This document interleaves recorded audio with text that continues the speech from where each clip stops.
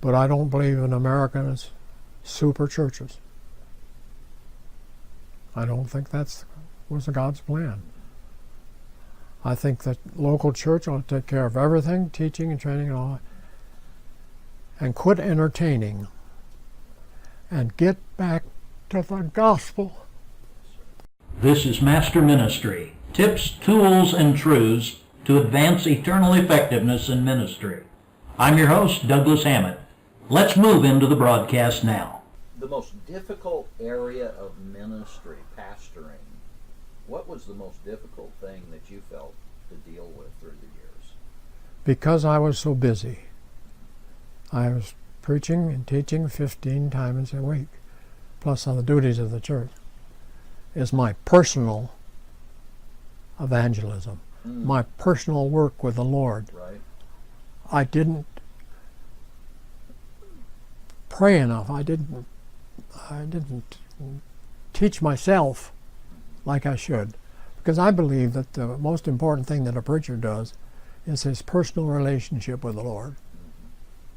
And I didn't do good at that at first. I was too busy and I didn't know how to handle it. That's not an excuse, but it's just an excuse. We had a family in the first church we started in Belle Plaine, Iowa. One Sunday morning after I had preached, the Lord was there. We had some people saved. We went from about 11 people at the start to 75 in 4 years, and that's good in a corn belt town. A woman from the church, he was the only deacon we had in that church before I left, came up to me and said, "Oh, Brother Silcox, you're as good as Billy Graham." That I wouldn't agree with, but I know we'll never be able to keep you. They're the family that tried to get me to leave. You know how that goes. I just didn't do it right. I should have done more. Finally got there. Now it's all I can do. It's time to catch up. What was your greatest joy pastoring? 2 of my daughters have become preachers. But the greatest joy is to see my own kids getting saved, and some of them starting to preach. And I got 2 son-in-laws that are preachers, and I rejoice in it. They can't preach as good as I can. They can't preach as long as I can. They don't have as many books as I have, but I like them. Amen. Amen. Well said. I would think that my greatest asset was when I was young, in high school. My dad and I did a lot of reading, and it was always a mystery. We had the great mystery stories, Sherlock Holmes, and then the others. And then I had found a book by the Roman Catholic author, The Robe. You remember that one? And I brought it home. I was reading it. I wasn't saved. I was looking for answers. My dad said, "What are you reading that for?"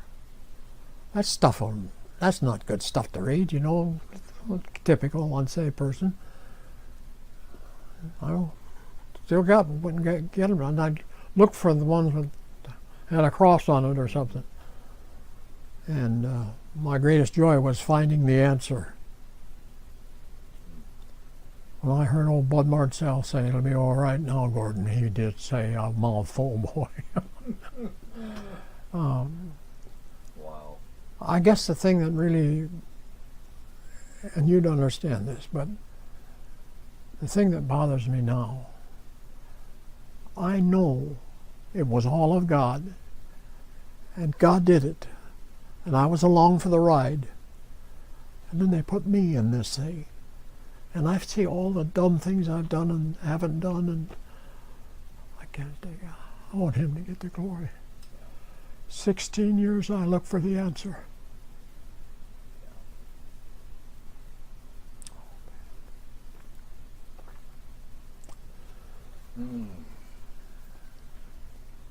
It's all about him, isn't it? That's right. I would have gone to hell in a handbasket. He had to save me. And then so dumb, like try to do things myself sometimes, and then I'd learn the hard way. And Give me your thoughts on fellowships and associations and conventions, and as opposed to just local church. well, I've been preaching now for just about 70 years. And I get a lot of opinions. But opinions are no good if you don't get the facts straight from where you got the opinion. But I don't believe in America's super churches. I don't think that was God's plan. I think that local church ought to take care of everything, teaching and training and all, and quit entertaining and get back to the gospel. When are we going to wake up that the fact of our American digression is we got away from the gospel? We just need to get more people saved and get them on fire to get their family saved. And I don't think it's done in big. The early disciples reached their then known world. They went to work. I don't think we'll ever know how many churches Apostle Paul started. America's done. Unless we have a miracle from God, it's done. You may never get back from the foreign field. Very possible. When I was a freshman at Bob Jones University, we had a missions conference at the little church we was going to. Brimley Evans from Sudan Interior Mission was there. He was a speaker. I went forward in that meeting. I said, I'd like to be a missionary. I'd like to go to the Belgian Congo. Very wise missionary. He said, that's good. Now you've got 4 years ahead of you. Finish the 4 years. When you get finished, if you still feel Belgian Congo's it, give me a call. But you finish your education first. I couldn't go to Belgium Congo when I had a freight train. God didn't want me to go there. So then I wrote my college paper on Alaskan missions. I can tell you where every Episcopal mission board is and all the rest. But I couldn't get there. God knew my wife would never survive with her asthma. So I knew when God said, it's North Dakota, that's where I was to go. I had no idea that we'd have that many. I think it's around 40 men that surrendered to preach while I was there. And Brother Custer's had several since then, and he's doing real well with that. He's God's man for the place. And his son, my grandson, is involved in this now. Whew, mercy. And your daughter. Yeah. What would be your favorite doctrines that had the most impact on your life of, say, the top 2 or 3 doctrines that? All on the church. Mm-hmm. The Tennessee Baptists tried to get me to join them. GARB was asking me. BBF tried it, and then I got accused of building my own kingdom up north. And I saw him, and he came and apologized to me at Jeff Abel's church. And he said, I'm sorry. He says, you're a Baptist. I've been preaching for Abel. And he came to the last night of the meeting. He said, you're a Baptist. You've always been a Baptist. And you're a good Baptist.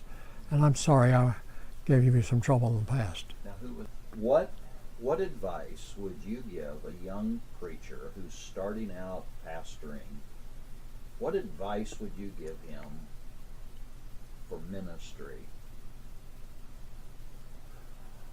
First of all, make sure you're in a good church and that the pastor agrees that he's to teach you.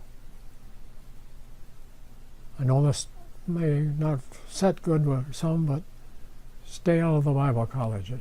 Amen. If they're not local Bible colleges run by a local pastor, they're trouble. Yes, sir. I'm not saying all education is a trouble, but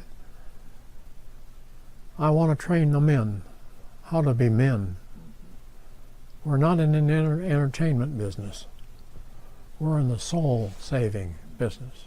This is Master Ministry. Tips, tools, and truths to advance eternal effectiveness in ministry.